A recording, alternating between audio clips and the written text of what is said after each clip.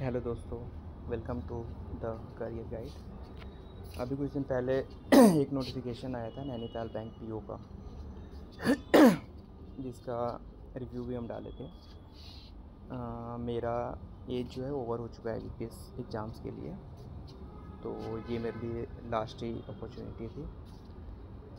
और उसका एग्ज़ाम हुआ था 22 सितंबर को, आई थिंक। उसका रिव्यू भी हम रिव्यू वीडियो बना के डाले थे, और उसका रिज़ल्ट अचानक से आ गया और जल्दी जल्दी इंटरव्यू का डेट भी आ गया था। मतलब 5 या 6 दिन का गैप मिला था। 8 को शाम में आया था, लगभग 4 और बजे रिज़ल्ट, और 14 को मेरा इंटरव्यू है था। अभी तो हो चुका है। और 14 को 14 अक्टूबर 2024 को सेकंड शिफ्ट में, जो कि 12 PM से स्टार्ट होना था, ये मेरा इंटरव्यू का डेट एंड टाइम था। इसका सेंटर दे रखा था निप्सकॉम, जो कि नोएडा सेक्टर 62 में है। और यहीं पे मतलब इस बार जो भी इंटरव्यू है ना नैनीताल बैंक पीओ का, वो सारा का सारा एक ही सेंटर पे दे रखा है। तो सबसे पहले हम सेंटर पहुँचे, और मतलब 10 मिनट पहले पहुँच गए थे, 12 बजे से। फिर 12 बजे तक वेट किए, वहाँ पे और लोग भी पहुँचे हुए थे। फिर एंट्री हो नहीं रही थी, जाके गार्ड से हम बात किए, और भी 1-2 लोग थे, वो लोग भी साथ में बात कर रहे थे। तो गार्ड बोला कि अभी तो वहाँ से कुछ इन्फॉर्मेशन आया ही नहीं है एंट्री के लिए। फिर हमने बोला कि आप एक बार बात करके देखो। उन्होंने कॉल किया, तो जो भी निप्सकॉम में आई थिंक कॉल किए थे, तो वो बोले कि हम एक बार बात करके बताते हैं। फिर बात करके जो भी 10-15 मिनट का टाइम लेके बताएं। फिर 12:20 या 12:30 तक एंट्री हुई हम लोग की। एंट्री हुई, फिर हम लोग गए, तो वहाँ पे हम लोग को बैठाया गया था। एक इंडोर स्पोर्ट्स रूम था, वहाँ हम लोग गए तो पहले से ही 10-12 बच्चे बैठे हुए थे, जो कि फ़र्स्ट शिफ्ट वाले थे। और हर एक शिफ्ट में 20 बच्चों को बुलाया जा रहा है, मतलब 20-21 ऐसे करके, क्योंकि फ़र्स्ट शिफ्ट में 20 थे, हम लोग की शिफ्ट में 21 थे, मतलब 21 थे। तो वहाँ जब हम लोग गए 12:30 बजे, तब तक 9 लोगों का इंटरव्यू हुआ था। तो फर्स्ट शिफ्ट का इंटरव्यू चल ही रहा था, हम लोग भी जा कर के बैठ गए उसी हॉल में। और फर्स्ट शिफ्ट का इंटरव्यू ख़त्म हुआ लगभग 2:15 या 2:30 बजे। ठीक है, मतलब एग्जैक्ट नहीं बता पा रहे हैं, क्योंकि वो लोग बाहर से ही निकल गए थे, लास्ट वाले जो इंटरव्यू देके उधर से ही चले गए थे, तो एग्जैक्ट नहीं पता टाइम। और हम लोग का टीवी लगभग 1:30 बजे से स्टार्ट हुआ। लक अच्छा था कि मेरा सेकंड नंबर पे ही था, तो मेरा टीवी जल्दी हो गया, मतलब स्टार्टिंग में ही हो गया। फिर उसके बाद से हम लोग बैठ के वेट ही करते रह गए। 3 बजे से स्टार्ट हुआ इंटरव्यू का हम लोग का। पहले तो टीवी करने गए, तो वहाँ जो सर थे, तो लास्ट जो एमटी का हम इंटरव्यू दिए थे, उसमें भी वही सर थे। तो सर भी हमें पहचान गए, हम भी उनको पहचान गए, तो फिर बात होने लगी, थोड़ी बहुत बात हुई उनसे। फिर डीवी हो गया, फिर 3 बजे से इंटरव्यू स्टार्ट हुआ। बीच में सर लोगों ने, मतलब इंटरव्यू वाले सर जो लोग थे, उन लोगों ने लंच किया अपना, 40 मिनट का ब्रेक ले करके, 30-40 मिनट जो भी। फिर एक बार में 2 लोगों को ले जाया जा रहा था इंटरव्यू पैनल के पास, और वहाँ जा कर के जिनका फर्स्ट, मतलब हमसे ऊपर जिनका नाम था, वो इंटरव्यू रूम में चले गए, और हमें वहीं पे एक हॉल था, वहाँ पे बैठाया गया। तो वहाँ बैठ कर के वेट करते रहे, तब तक 2 लोगों को और बुला लिया गया, वो लोग भी आकर के बैठ गए, और लगभग 10 मिनट चला उनका इंटरव्यू, हमसे पहले जो थे। फिर हमें बुलाया गया, हम गए। फिर मे कमिंग से बोले, एंट्री लिए रूम में। फिर वहाँ बैठने के लिए बैठने के लिए बोलने से पहले हम गए, तो फिर वहाँ खड़ा होकर विश किए। फिर बैठने के लिए बोले, हम बैठे। फिर यहाँ से स्टार्ट हुआ इंटरव्यू। तो सबसे पहले बात होने लगी, और सबसे पहला क्वेश्चन ये आया। 3, मतलब पैनल में 3 मेंबर थे। एक सर बीच में बैठे हुए थे, एक मेरे लेफ़्ट साइड में, एक मेरे राइट साइड में, मतलब सामने में ही। तो बीच में जो सर थे, वो बोले कि अपने बारे में कुछ बताइए, अपने बारे में बताइए, कुछ नहीं, अपने बारे में बताइए। फिर हम अपना इंट्रोडक्शन स्टार्ट किए, और मतलब अपने इंट्रोडक्शन में हम 5-6 लाइन ही बोले थे, मतलब वहाँ तक हम पहुँचे थे कि हाँ ग्रेजुएशन मेरा क्या था, कब कंप्लीट हुआ, कहाँ से हुआ। तो जैसे ही एंड हुआ वहीं पे जो मेरे लेफ़्ट में सर थे वो पूछे हमसे वहीं पे रोक करके कि आपका ग्रेजुएशन कब कंप्लीट हुआ। फिर हम बताए। फिर उन्होंने बोला कि ये तो काफ़ी टाइम हो गया है, इस बीच में आप क्या किए हैं, मतलब कि गैप ईयर के बारे में पूछने लगे। तो उसमें हम कुछ बातें बता रहे थे। तो ये लगभग 2-3 मिनट तक चला और आई थिंक वो कन्विंस नहीं थे मेरे आंसर से। कन्विंस नहीं थे या फिर खुश नहीं होंगे कि हाँ इतना टाइम कैसे लग गया या जो कुछ भी। जबकि हम 2018 से स्टार्ट किए थे प्रिपरेशन करना और वो वहाँ पे हम बताए भी ये बात। स्टार्टिंग में हम जॉब किए थे वो भी बताएं। तो सर बोले कि ये तो इसमें मेंशन आप नहीं किए हैं। हम बोले हाँ सर, क्योंकि मेरे पास एक्सपीरियंस सर्टिफिकेट नहीं है तो इस वजह से मेंशन नहीं किए। तो बोले अच्छा ठीक है। बाकी ये सब बातें चली।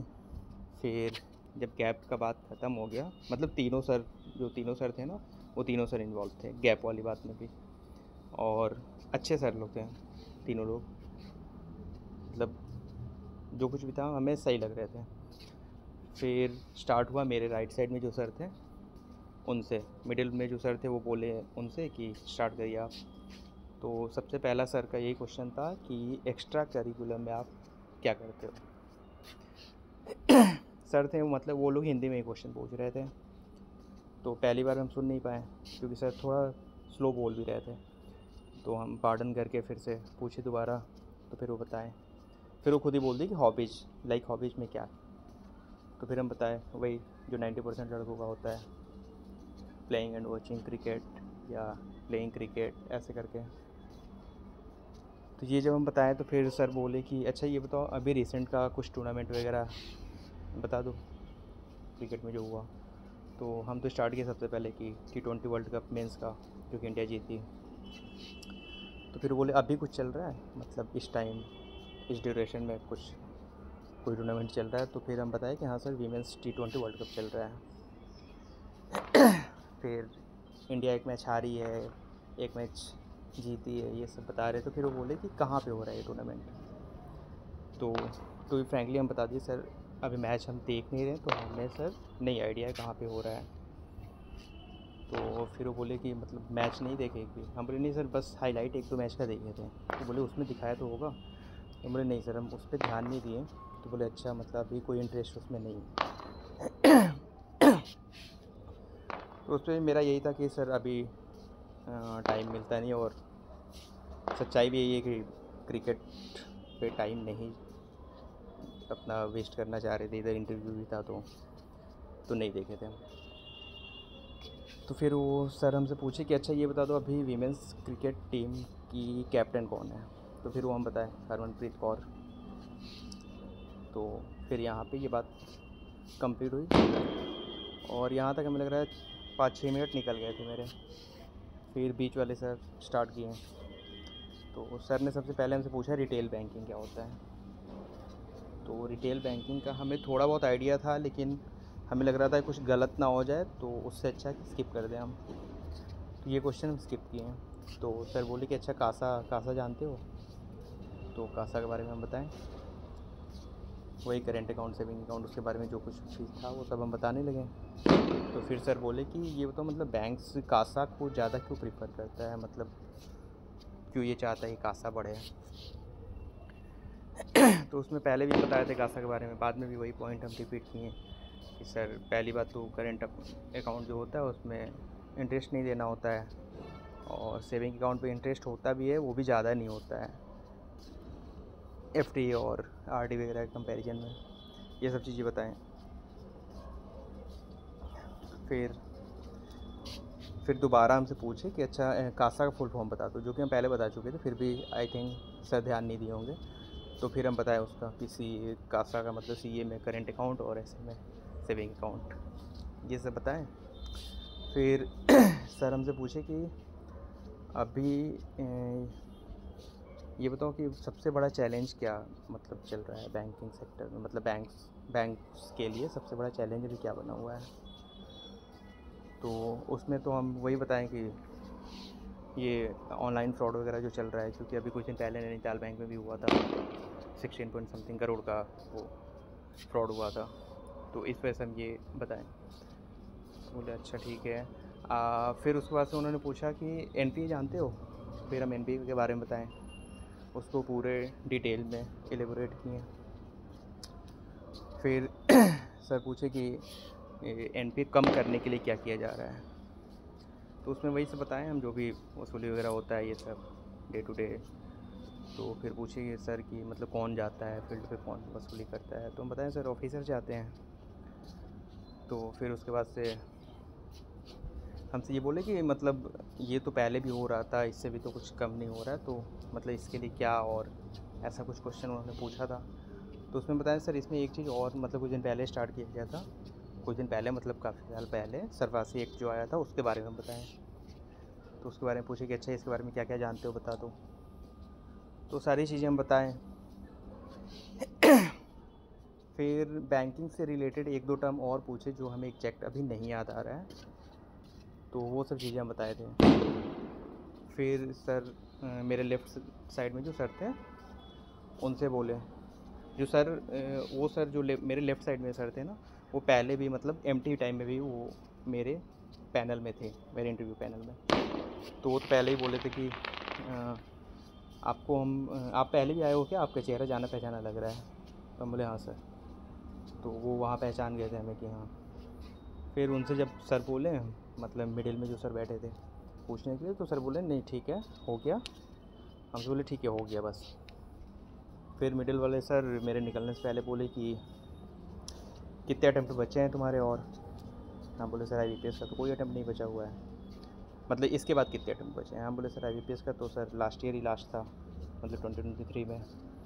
और सर नैनीताल बैंक में अगर वैकेंसी आती है तो एक अटैम्प्ट है, नहीं तो फिर सर कुछ नहीं है मेरे पास इसके बाद। बोले अच्छा ठीक है जाओ। फिर हम थैंक यू बोले, फिर आ गए। वहाँ से बाहर निकले, फिर हमें अपना ब्लेजर वगैरह, मतलब ब्लेजर क्या वही सूट का कोट वगैरह उतारना था, टाई वगैरह। तो फिर हम जहाँ हम लोग बैठे थे स्टार्टिंग में वहीं गए, अपना सूट का कोट वगैरह उतारे, बैग में पैक किए। और वहाँ एक दो लोग थे जिनसे मेरी बात हो रही थी स्टार्टिंग से ही, मतलब जाके हम लोग बैठे 10-20 मिनट के बाद से थोड़ी बहुत बात स्टार्ट हुई थी। तो उन्होंने पूछा रिव्यू वगैरह, तो उनको रिव्यू वगैरह देने लगे हम। फिर वहाँ से निकले ऑल द बेस्ट बोल के सबको। बाकी रिज़ल्ट कब तक आएगा पता नहीं, क्या आएगा ये भी नहीं पता, जो होगा अच्छा ही होगा। और आप लोगों के लिए यही सजेस्ट करेंगे कि आप लोग बेसिक बैंकिंग पढ़ के ज़रूर जाना। देखो इंटरव्यूअर के मूड पे है कि वो क्या पूछते हैं, ये किसी को नहीं पता क्या पूछ लेंगे। अभी करंट से कुछ नहीं पूछे, करंट से बस वही एक क्रिकेट के बारे में हमसे पूछे। हो सकता है आगे में करंट से कुछ पूछ लें, हो सकता है कुछ ना पूछे उसके बाद भी सिलेक्शन हो जाए, तो ये नहीं पता हमें। जैसे एमटी में था लास्ट ईयर जो दिए थे, उसी से हमें समझ आया कि ये पता नहीं है कब किसका सिलेक्शन हो जाए इस बैंक में। बाकी जिनका भी आगे इंटरव्यू है उनके लिए ऑल द बेस्ट। एंड अगर वीडियो अच्छा लगा हो तो लाइक शेयर एंड सब्सक्राइब करिए। और कोई डाउट हो तो आप कमेंट बॉक्स में पूछ सकते हैं, या फिर मेरा टेलीग्राम ग्रुप ज्वाइन कर सकते हैं, वहाँ पूछ सकते हैं। बाकी thank you for watching and all the best. Thank you.